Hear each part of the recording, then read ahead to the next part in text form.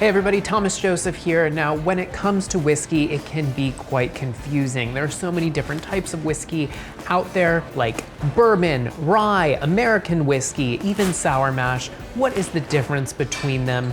What are the nuances, the flavors? When should you use them? Well, today I hope to share a little bit of guidance when it comes to whiskey overall and focus in on American whiskeys and the differences between them. So whiskey is kind of an umbrella term that encompasses many different types of whiskey. There are American whiskeys, which I'm going to be showing you today, and then there are whiskeys from around the world. Japanese whiskey is something that has gained popularity these days. There's Scotch whiskey, there's Irish whiskey, and there's Canadian whiskey. And whiskeys can be made up of different amounts of grains in what is called a grain mash. And those grains can be corn, they can be rye, they can be wheat, and they could be barley. I'm gonna focus in on the American whiskeys today because that's kind of what I want to clarify for people. And I'm gonna start off with what a basic American whiskey is. And that is a mash up or mash of those different grains, which I just said. So corn, of course, in the United States, corn is king and is used a lot in whiskey production, as is rye, wheat, and barley. And a blended whiskey like this kind of has a nice balanced flavor. It's an all-purpose whiskey that can be used in a multitude of cocktails. It's different than bourbon or rye in that it's not sweet and caramelly like a bourbon might be, and rye has like a signature spiciness to it. So a blended whiskey like this, a blended American whiskey, is really, really fantastic to use in a lot of different cocktails. Now, moving on to that, to something that is super, super popular these days, and that is bourbon.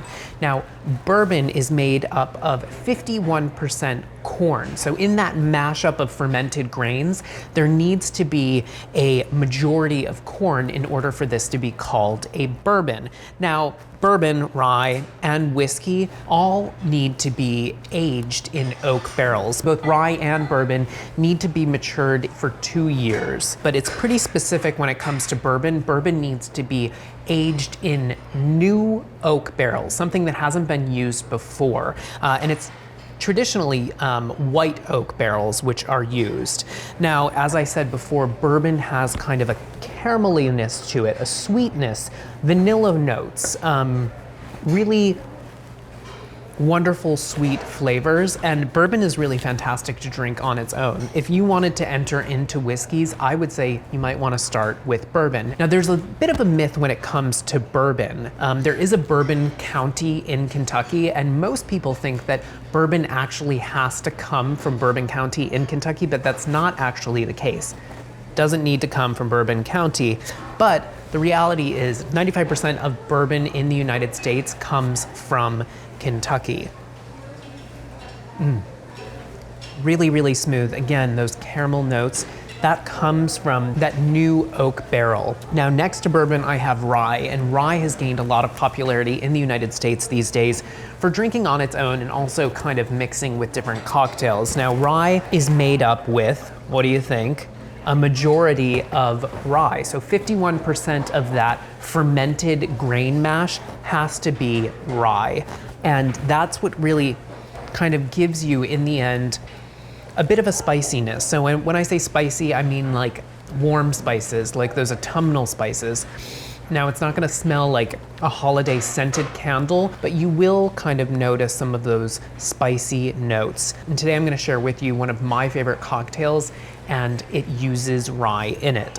Moving on to something a little bit more special and niche. This is a sour mash, and a sour mash is really interesting. What it uses is a batch of the old mash, or the year prior to it, or the previous batch, in this mash for a very consistent flavor. Think of sourdough. You know, when you have a sourdough starter, you use it from batch to batch to batch, and you continue to feed it for your next loaf of bread. So that's kind of what sour mash is. It really has a consistent flavor from year to year or from batch to batch.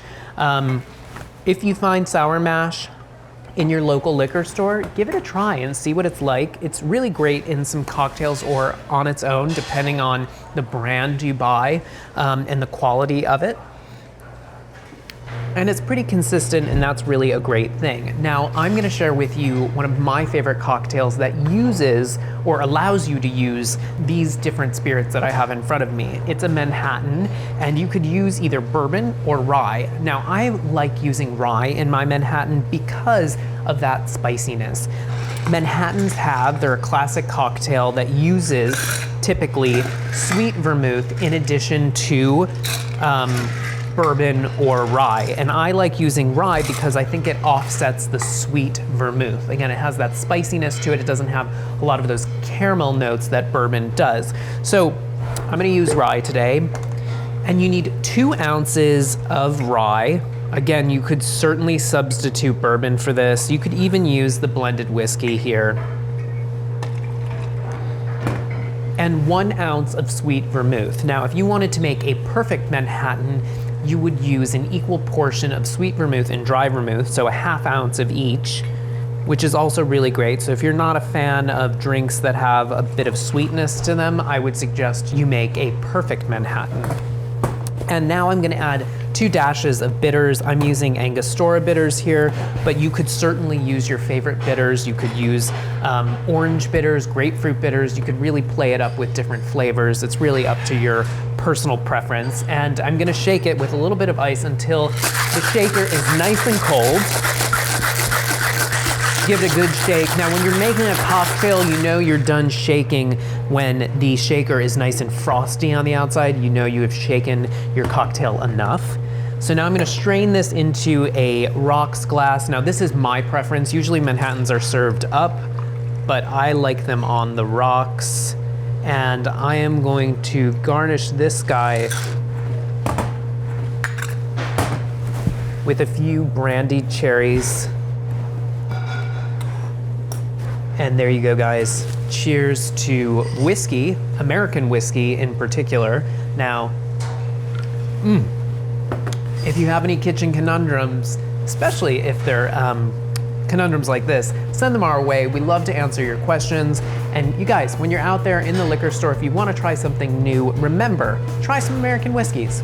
Pick up that rye that maybe you've never had before. And as always, enjoy. I know I am.